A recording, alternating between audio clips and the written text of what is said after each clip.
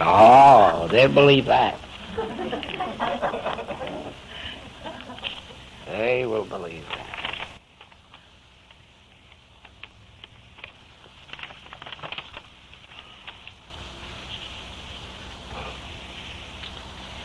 In these last few weeks, oh yes, I forgot to tell you that this is our second Chicago closed class 1958.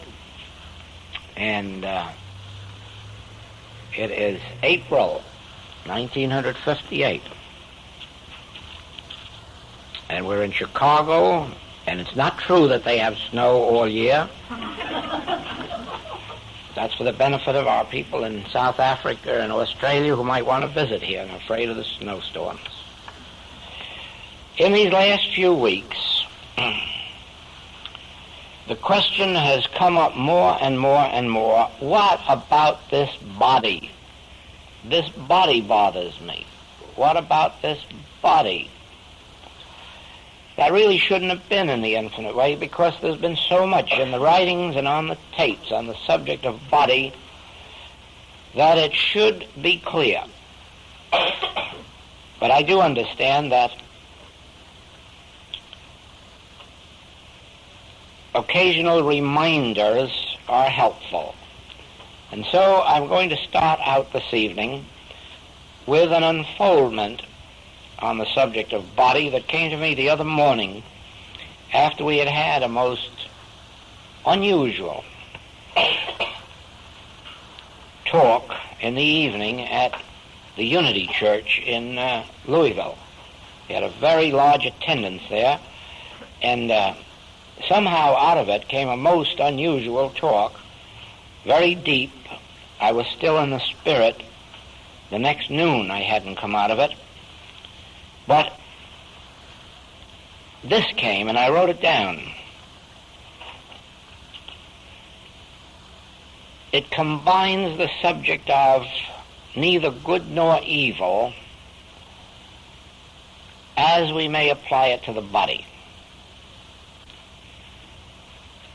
Now you'll remember this, that we are talking from a purely spiritual or mystical standpoint.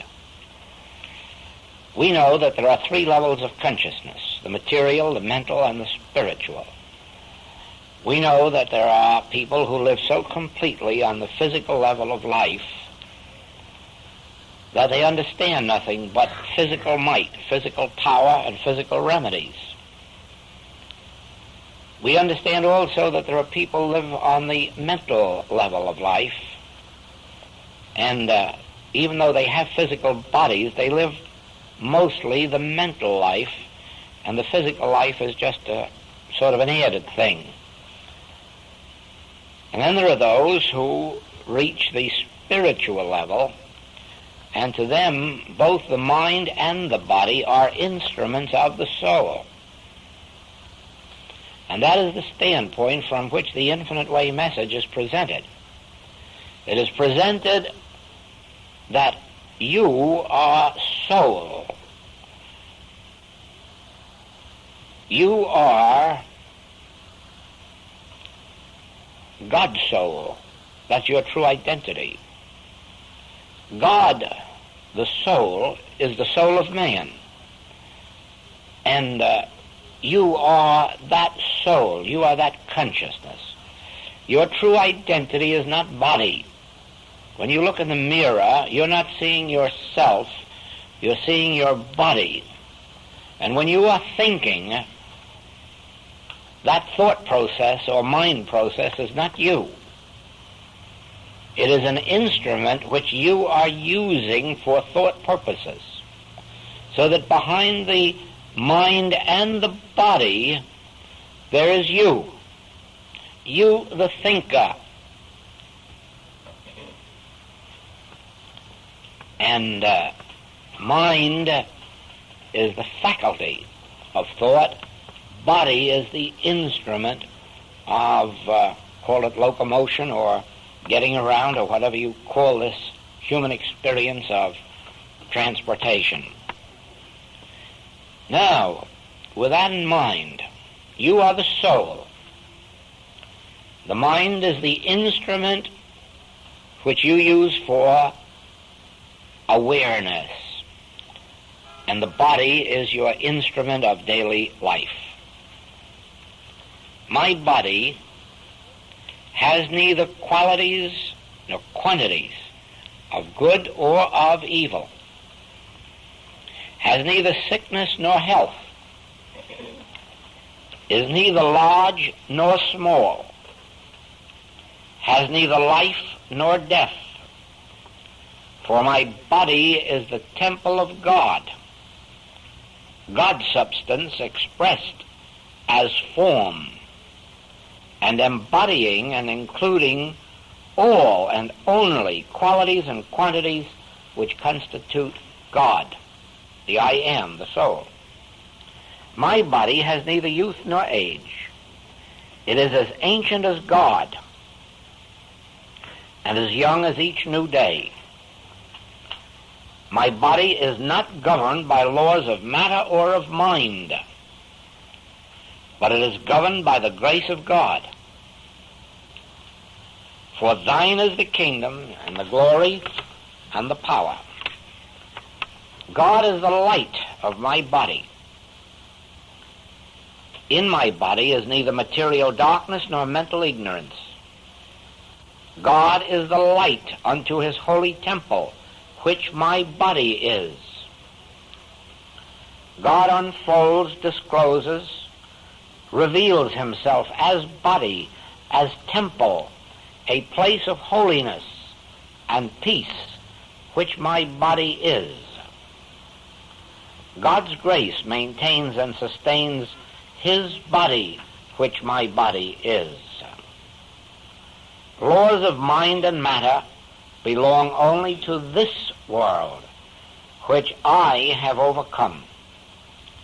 My peace, my grace, sustains the spiritual kingdom, which is my abiding place. Now, to think, to be able to remember that you live and move and have your being as consciousness, in consciousness, removes you from the sense of living in a body and being limited by a body. You don't live in your automobile and you're not limited by your automobile. You can jump in and out at will. And when you once understand that you live as consciousness, and that as consciousness you are the soul of your body, the soul of your mind, you are the law, the life unto your mind and unto your body, you will do two things. You'll come out of that belief that existed before metaphysics was discovered and practiced, the belief that body itself has the issues of life. In other words, that body can have health, or that body can be healthy, or that body can be diseased. Now, we have known for decades that that is not true, that the body is actually subject to something higher than itself. And the first teaching along that line was that the body was subject to mind. And that set people up using their minds to control bodies. And at first it worked.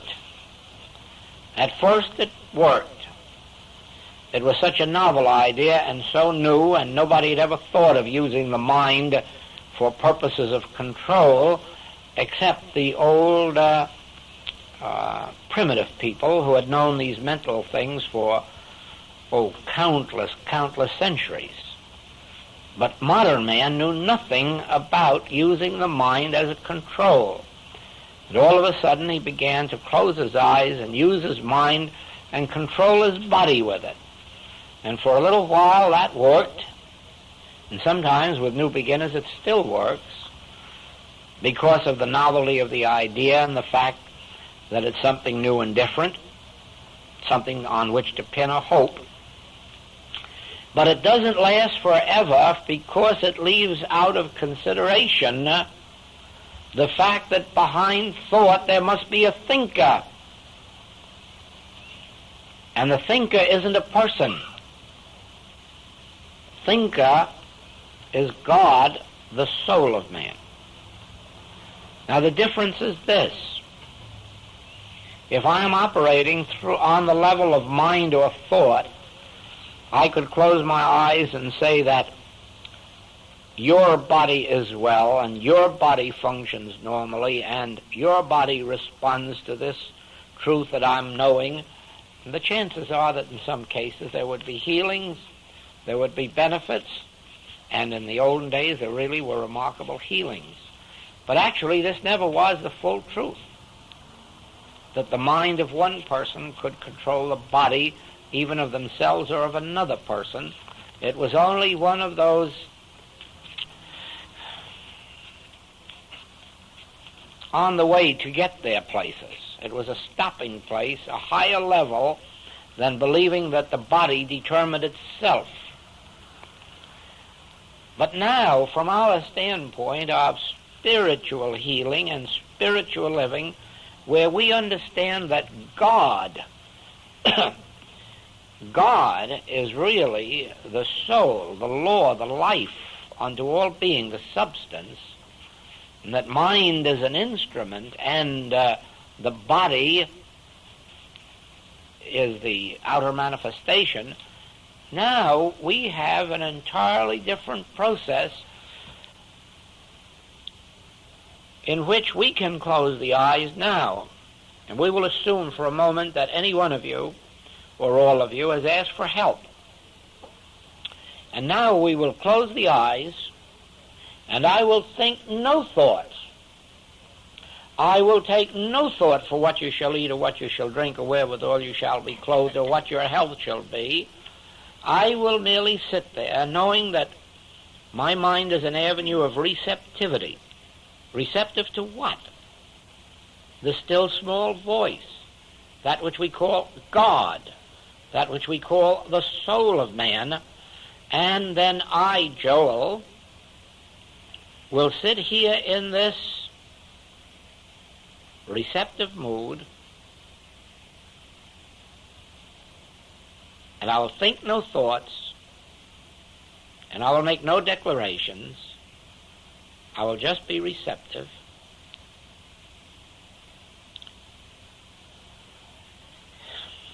And then the still small voice, if you want to call it that, or as the Psalms gives it, he uttered his voice, the earth melted.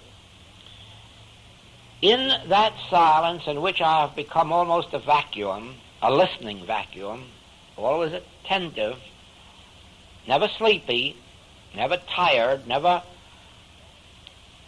lagging, always awake, alert. Remember, I'm waiting for the visitation of the Christ. I'm not going to be caught asleep when it comes.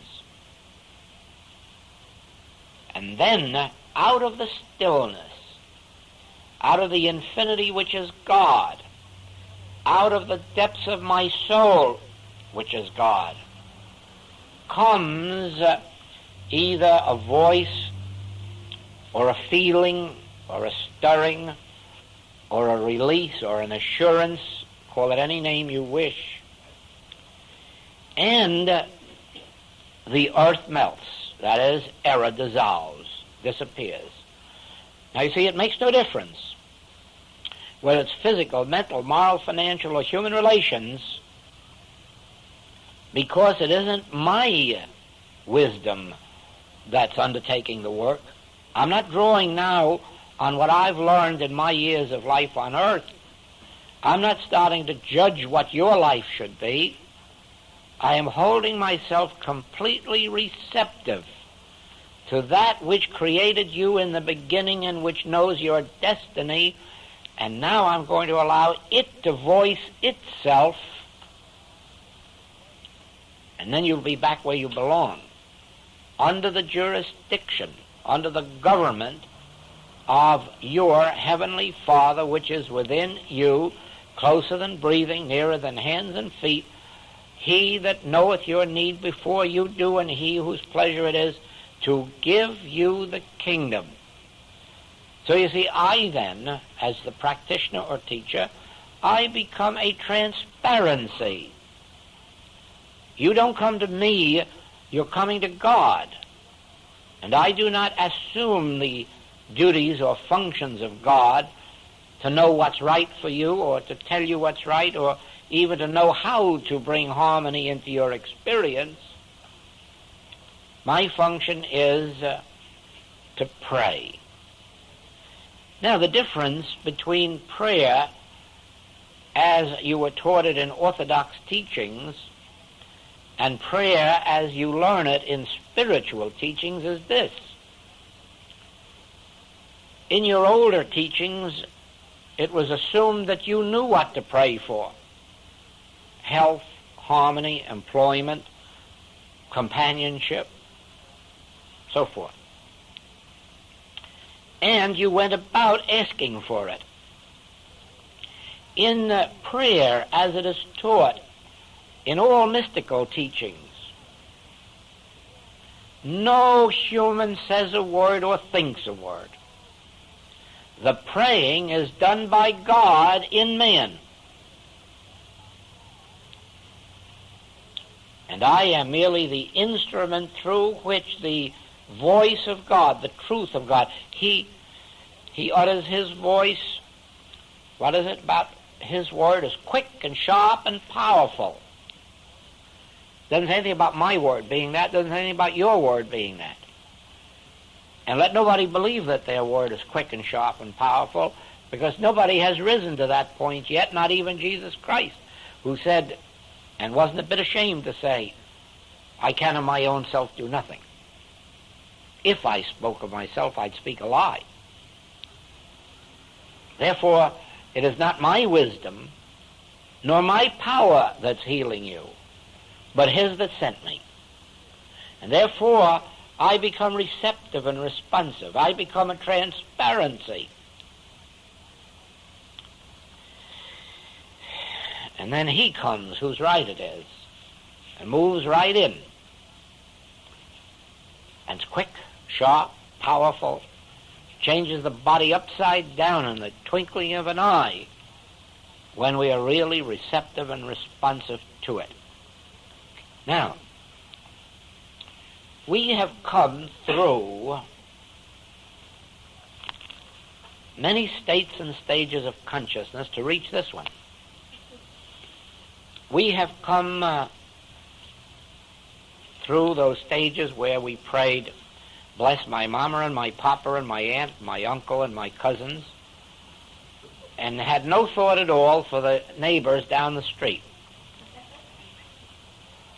And we have come through the state of consciousness where we pray for a patient or a student.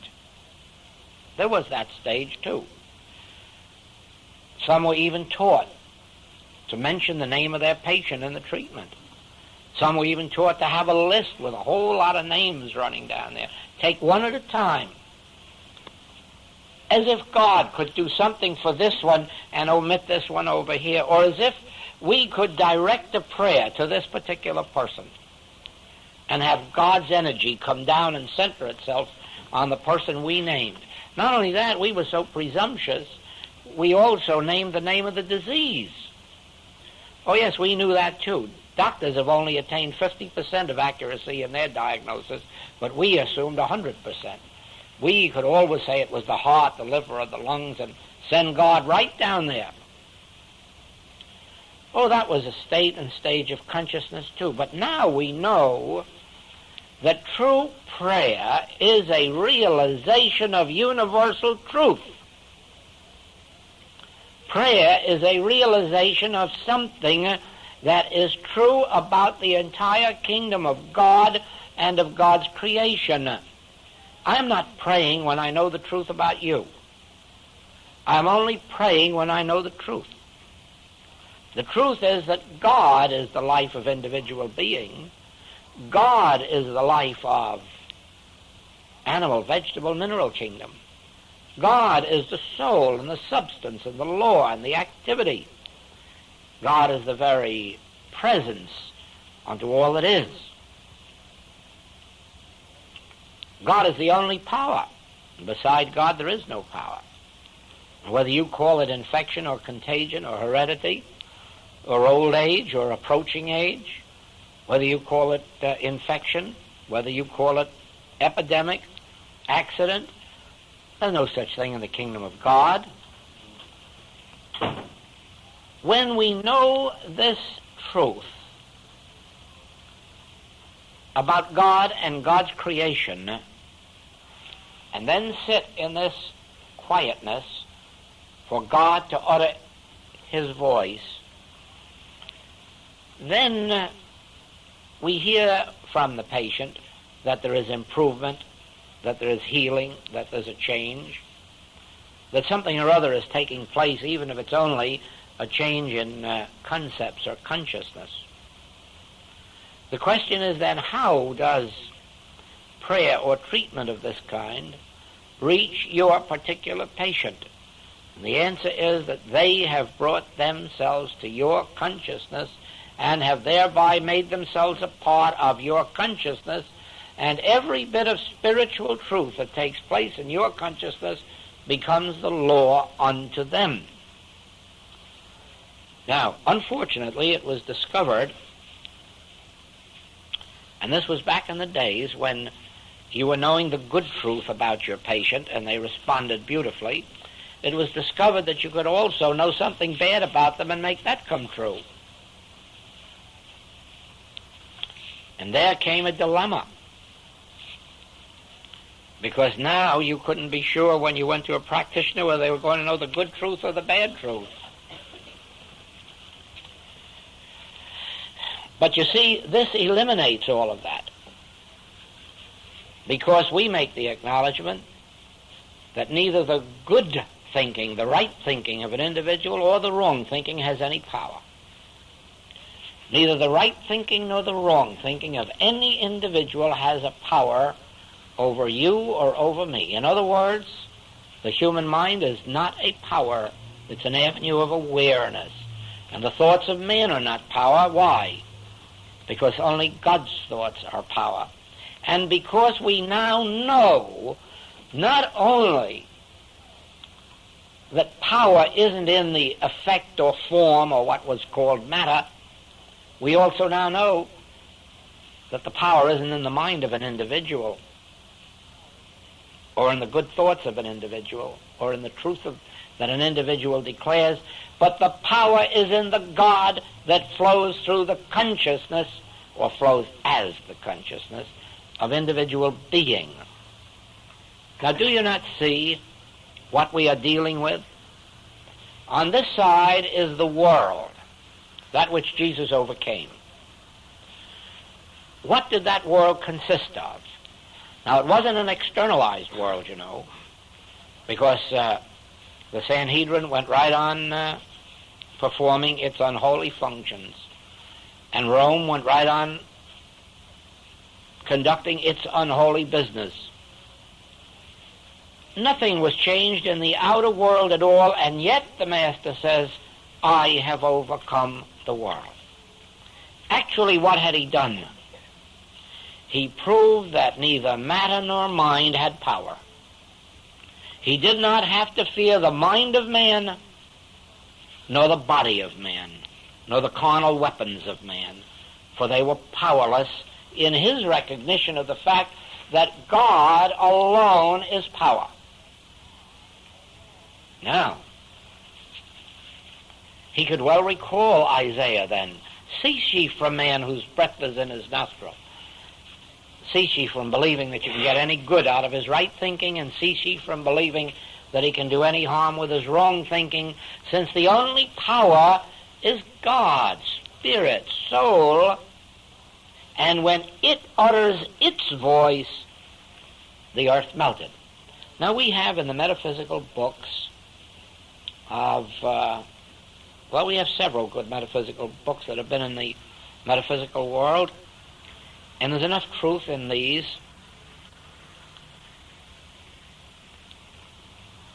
to do a lot of healing work. And there are a lot of people who have memorized every one of those books and can recite them and can't heal a headache. There have been lots of people who have studied those books, taken an examination, got 97% and a diploma, and can't heal a headache. And the reason is, and they're all good thoughts in those books. Emily Cady never wrote any bad thoughts, neither did Mrs. Eddy. They're all good thoughts. Lots of good ones in the infinite way. Oh, I'll give you an assurance on that. Not a bad thought in it. But you could know all of those good thoughts and right thoughts, and you could declare them, and you still might never heal a headache. Not even a simple one. Why? Because there's no power in thought. Who, by taking thought, can add to a statue 1 cubit? Who, by taking thought, can make a white hair black? And if you can't, by taking thought, do the least of these things, what makes you think that by taking thought you can heal cancers and consumption and polio and stop wars and poverty and all the rest of it? And the answer is, you can't. You really can't. If you are of a strong enough mentality, and you can get some patients of a weak enough mentality, you can sit around knowing some truth and making go out feeling that they've been healed. And maybe they are of that particular claim, but next week it'll be a different one. Now, watch this, because on this the whole success of your work depends in the infinite way. When you want to help yourself or another, voice, either orally or silently, all the truth that you can remember, whether from Scripture or from the writings. But voice truth about God and God's activities. Don't voice any truth about man, because there isn't any. Voice the truth about God. Then when you're through, realize that all you've done is prepare yourself for prayer. You haven't yet prayed. You haven't even yet treated. All you have done is lift yourself up by your own bootstraps to where you can now get quiet. All right, Father, I've had my say. I will listen for thy voice. I am listening for the still small voice. And develop. This isn't easy, but it's necessary. Develop this listening attitude. Father, if I know anything at all, it is that my words are nothing and my thoughts are less. If my good thoughts were any power at all, I'd have my mother sitting right beside me on the platform. If my good thoughts counted for anything at all, I know a lot of wonderful people I'd love to have around me, and I'd keep them here. But I couldn't. Thoughts are not power. Thy word is power. Thy word is grace. Thy word will lift up from the dead. Thy word will open the eyes of the blind and open the ears of the deaf. Thy word in the midst of me is mighty. And then sit and let it come.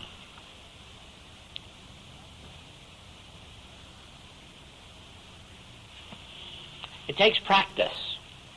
It takes time. It takes a conscious knowing of all the truth that you possibly can know to prepare yourself.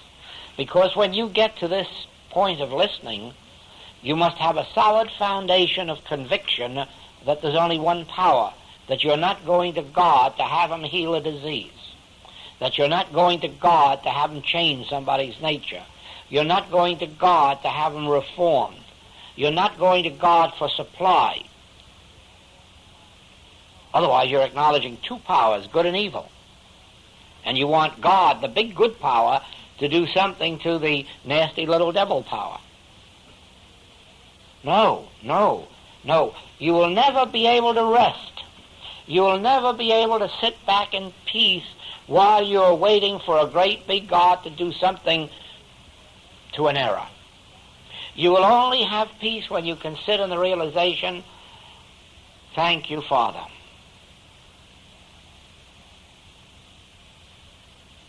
All I expect of your word is that it'll burst the bubble, pierce the veil.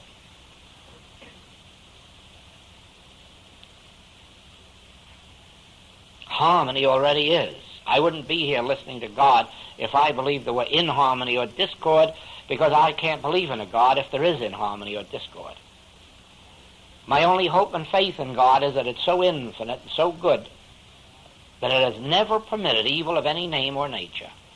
Therefore, I'm suffering from a delusion. Not my delusion, it's a world delusion. It all began with the belief in good and evil. And because of that belief in good and evil, we are human beings. Take from me this belief in good and evil and leave me with the realization that God alone is. And I'll be satisfied. And that then will enable you to come to the second part of your work, which ultimately you will realize to be the most important part. And that is this.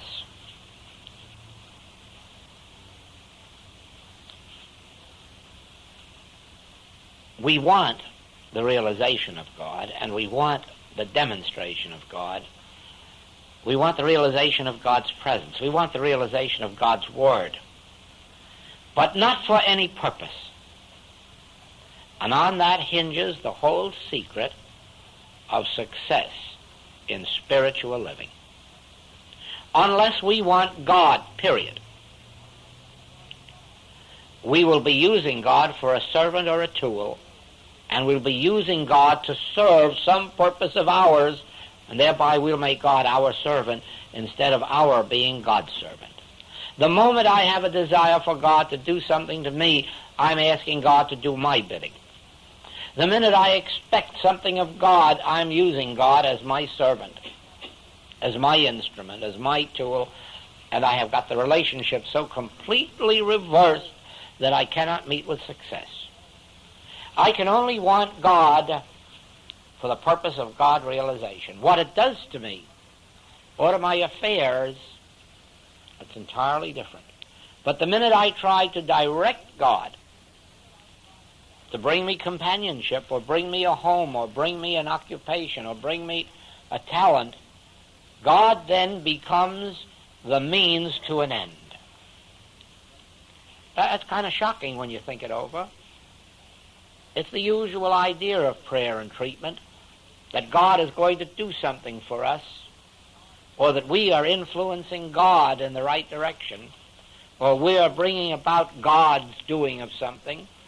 And this isn't right. This isn't prayer. That's why it isn't effective. The only effective prayer is the attainment of God realization. Not for any purpose. For any purpose, that makes God a servant. God isn't a servant. We are the servants of the Most High.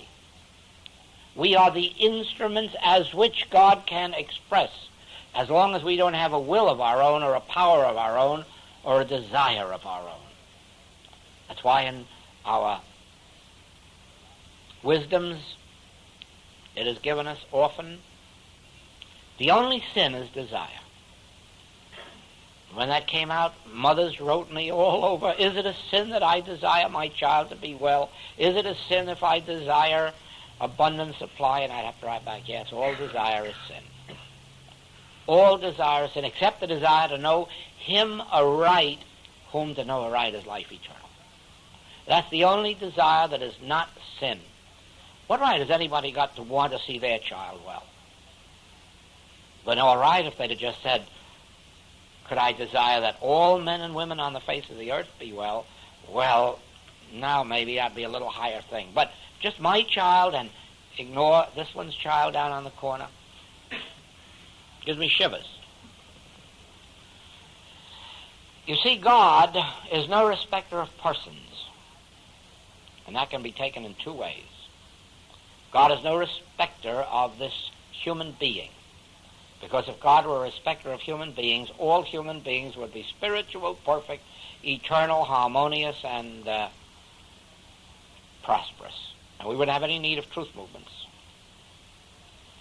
It is only because God is not a respecter of persons that persons are trying to find out what is the secret that brings harmony into my experience, and the answer comes from Paul: die daily. Die daily to your humanhood and become reborn of the Spirit or the Master. My kingdom is not of this world. Well, don't try to bring my kingdom then into this world, but leave this world for my kingdom. And how do you do that? Drop your desires. Come up high in the atmosphere of prayer to where you can really say to God, I want nothing of a selfish nature. I want nothing of a personal nature. The heavens declares the glory of God. The earth showeth forth his handiwork. I too must show forth God's grace, God's glory. Nothing selfish, because when I say I, I'm speaking of you. I am you and you are me. I in you and you in me. What I'm seeking for myself, I'm seeking manifest as the world. Wouldn't it be terrible if there was one healthy person in the world and all the rest were disease? Wouldn't it be terrible if there were one wealthy person in the world and all the rest were poor? What happiness, what glory, what achievement could there be for the one or the few? You have to get your joy out of life. Everybody in this world has to be having the same joy, the same freedom that you are, else you can't be joyful and you can't be free, because you've got their groans inside of you, even if you don't know what it is that makes you wake up in the morning and feel sad. And you look and you say, but what have I got to be sad about? Life is beautiful. Your life is, but you are feeling the cries of the millions. And you know you can't be entirely happy while you know that there's much misery in the world. You can't be entirely happy with your wealth while you know all this poverty is going on in the world. You know, it's like traveling in some of these foreign places. India, Hong Kong. You leave your hotel in the morning, you go out on the street, and there's a dozen women out there, each one with a 3 or 4 month old baby on their arm. You wonder where they get them all this one age. And they have the baby's hand out this way for pennies, for coppers. And you can't go out really and enjoy your day because there's so many of them there, you can't feed them all. Or you have to go back to your room and wire for money. And so you finally do go out, but inwardly you're carrying that burden with you of all these people that you're seeing there. Many times I meet people on the trip who have been to those places and say, I couldn't go back because I can't have any joy there. Well, I know, but that's putting your head in the sand. They're there just the same, and you know they are. At least with us, we can become free of the burden. We know we haven't got enough dollars in our pocket or in our government treasury to take care of the whole situation, but we can be free, because even though silver and gold have we none, that which we have we can give them, and that is our righteous prayer, which is opening ourselves to God to let the Spirit of God come through and feed them and clothe them and house them, which with all the money we may have we can't do. The only way that you can live without the burden of this world's disasters is if you're living in a true sense of prayer, where you know that you are sharing, even if not silver and gold, you are sharing the one thing that will lift them out of their troubles more quickly than money would.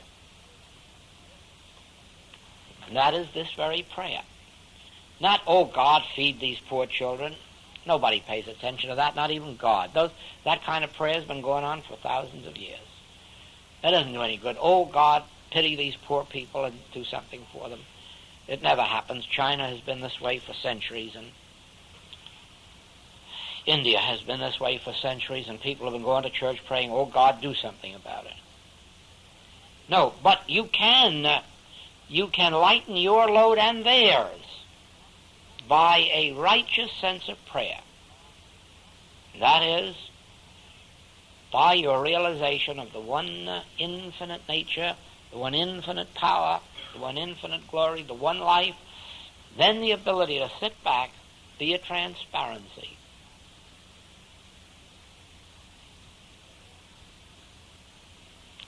And through your consciousness, or as your consciousness, God comes into the world. Now, that is why a minister, a metaphysical minister, on a platform, or a metaphysical teacher, or a metaphysical lecturer, on a platform, not knowing who's in the audience or what their conditions are, always brings out some degree of healing in the audience. He never knows how much, because sometimes people don't realize that their healing came while they were at that particular event. It happened the next day or the day after, and they didn't connect it with that. Sometimes it happens in such a miraculous manner, though, that they almost know the minute during the lecture or the service or the class when it happened. But the point that I'm making is that every metaphysical minister or lecturer or teacher, merely by being on the platform, is producing healings in his audiences. Now, some of those healings may be a physical disease, but most of them consists of the regeneration of consciousness of the individuals in the group, so that if they stay there 6 months or 9 months or a year, they find their whole consciousness regenerated, and whereas before they were blind, now they see. Whereas before they were poor, now they're employed. Whereas before they were spiritually ignorant, now they are spiritually illumined. And that comes not because the minister, teacher, practitioner knows anything about that individual out there. Oh, no.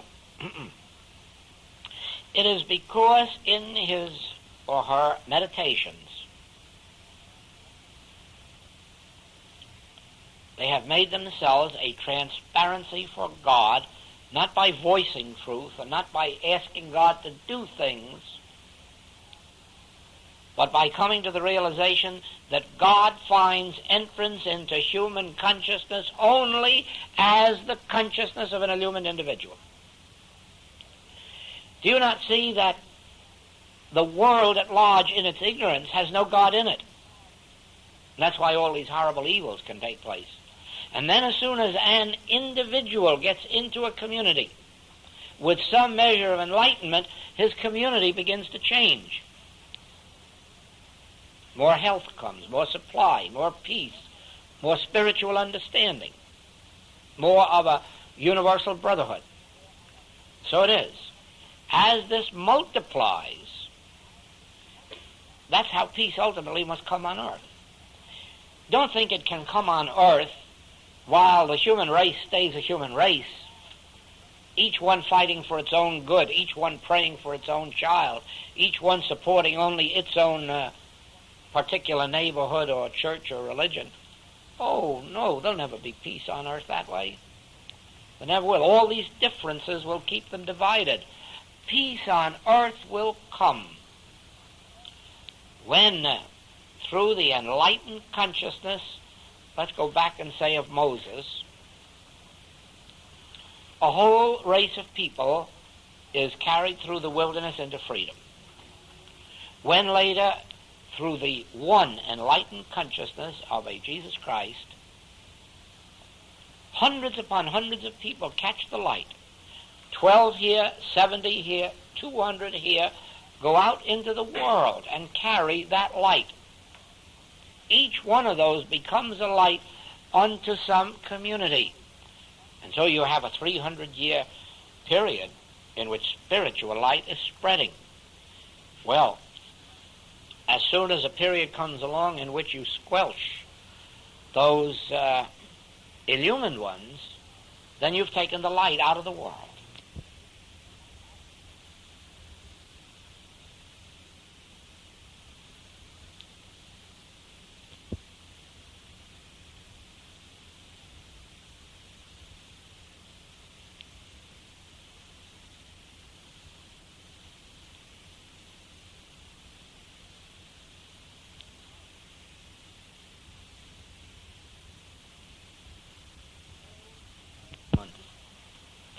No, an individual to be spiritually illumined has to be kept on tiptoes, demonstrating supply not only for themselves, that's the least of it, but for a community. He has to be demonstrating health, not merely for himself, but for all of those who come to him. That keeps him on his spiritual toes, completely always in the realization of this. Otherwise, he just goes back to a mountain. He's physically well, he's financially well off, and so he sits there. No demonstration to make. Pretty soon he's as dull as the rest of them. And that's what happened. They put all of these people who were the Christian missionaries and the Christian ministers, and all, they put them on a payroll as soon as they organized the church. And instead of the ministers supporting the people had to come in and support the ministers. And believe it or not, they've perpetuated that nonsense until now. It's the duty of every good member of a church to support his minister or his church. What the minister's for, I don't know. No, you see, spiritual illumination consists of the realization that there is of this world, a world of darkness, not as a reality, but it does exist as an appearance, as something to be dealt with. But the fact that there is such a thing as a God of infinity, eternality, immortality, and then the ability to be still and let God function. And then as God functions in my mind and in my body and in my purse, it's only one other step to the same God functioning in your mind and your body and your purse. These people call it demonstrations of supply, demonstrations of health, demonstrations of companionship, and it isn't. It isn't. It's demonstration of God. And that's why they lose their demonstrations eventually. They really believe they've demonstrated something or some condition or some person. And the demonstration never consisted of that. The demonstration consists of demonstrating God. Once you have attained the realization of God, there's no other demonstration to make. Because God never sends a fortress or a high tower. God is the fortress and the high tower. God never sends life eternal. God is your life eternal. God never sends supply. I am the meat and the wine and the water and the bread and the resurrection. There's no such thing as a God and. There's no such thing as God giving us anything. God is the giver, but all that God can give is himself. God is the giver, God is the gift. When you have God, you have eternal harmonies. Now, outwardly, it may manifest as your health, it may manifest as a new occupation, it may manifest as a new talent, a new gift of some kind. It may manifest as a long-lost inheritance. It can manifest in anyone, but then watch out and don't get hooked. Don't say, I've made a demonstration of supply, I've made a demonstration of companionship, I've demonstrated my health. You haven't. You've demonstrated God. And if it was your practitioner that did it for you, your practitioner doesn't know how to demonstrate your health. I know that. I've been a practitioner too many years. I can demonstrate a realization of the presence of God for you, and that's as far as I can go. What that does to you depends on your state of consciousness at that moment. You may think that health is your greatest need of that moment, but as this consciousness unfolds, it fills out in some entirely different direction, and you may carry the sickness for a while other things are getting adjusted.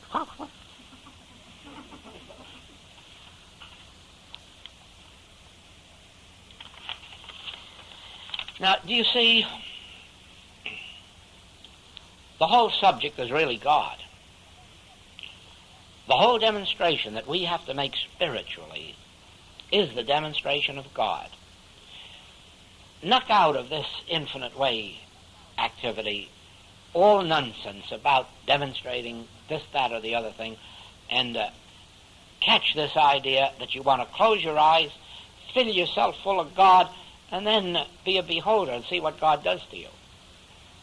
And God does wonderful things to us but not always in the way that we think and not always in the time that we think. Now,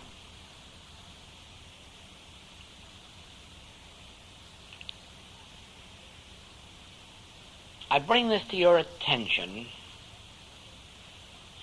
for this reason. The infinite way as a whole is a mystical teaching or a mystical way of life. Last week our entire class was on that subject. But a mystical way of life means this. It means living not by law but by grace. That's a mystical way of life. Not because you earn it or deserve it or are worthy of it. Not because you have fulfilled certain conditions of law. No. The woman taken in adultery didn't fulfill any conditions of law. The thief on the cross didn't fulfill any conditions of law. It was an act of grace. Neither do I condemn thee. The past is wiped out. Now, as human beings, we live under the law. And that means we live under the law of drafts, of infection, of contagion. We live under the law of boom or burst. We live under the law of war or peace. And our circumstances vary with all of those things. If there's an epidemic of flu, a certain amount must get that. If there's an epidemic of this, a certain amount must get that. That's living under the law. But spiritual living is living under grace, where you are not touched by conditions of matter or of mind, where neither the individual or collective thoughts of mankind ever touches your mind or your body. You're completely immune to them. As if you were to sit out there and say 2 times 2 is 5, I sitting here knowing they're 4, you can't touch me. I don't care how many numbers there are out here. All of you put together could keep singing 2 times 2 or 5, but you can't move me. Because I'm not under that ignorance. That's a law of ignorance. I'm under the grace of knowledge, of wisdom. So it is. The very moment you make the transition from law to grace, you don't say, I work 6 days a week and earn so much. I am the Son of God and my needs are met. You don't go by what the weather is or climate is for your health. Your health is the gift of God, not a gift given by God. It is God's gift of himself to you which constitutes your health.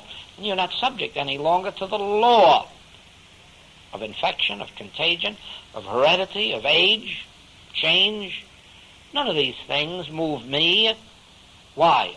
I have come out from among them and become separate. And now I'm not under the law, I'm under grace. The materialist who's living in matter, he couldn't say this.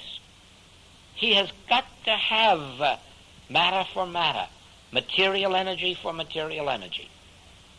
The next fellow has got to have a right thought in order to move a wrong thing.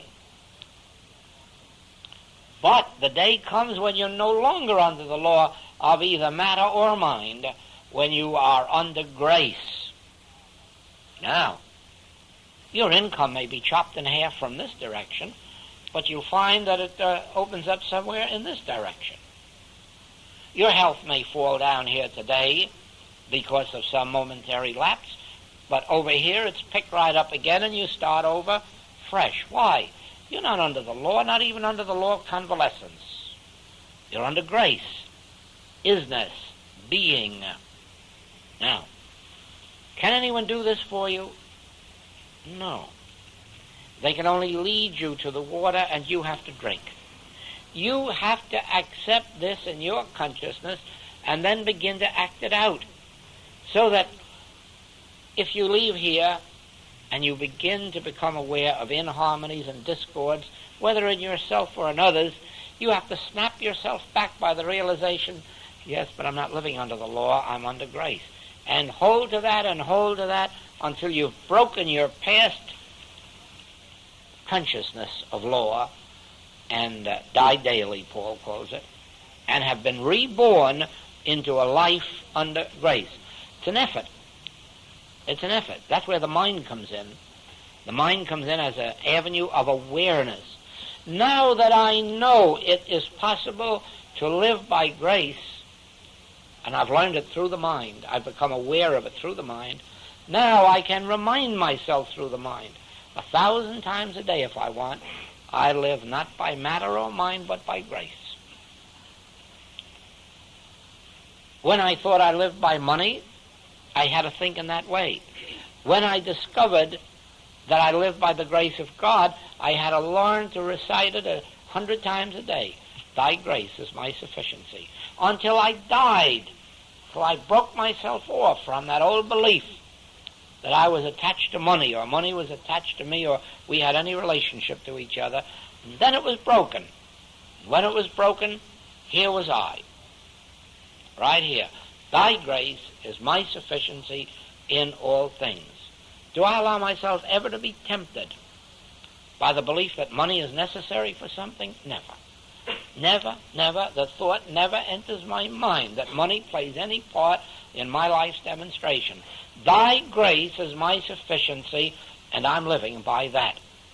Whatever money is necessary appears, and very often you'd find how often it doesn't have to appear. Now,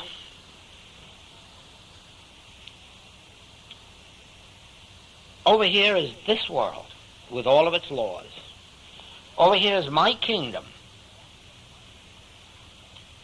and life by grace. Choose ye this day whom you will serve, and then stick with it. Now, the man out on the street can't make this choice because he has not yet been led by the Spirit of God to come here and learn these things and be lifted into the place of awareness. Therefore, you can't go out on the street and proselyte. You can't go out on the street and preach to them. You can't even go out and teach them. You have to wait for them to be led into you. Then, because they're led into you, they have been readied for your message. And so it is.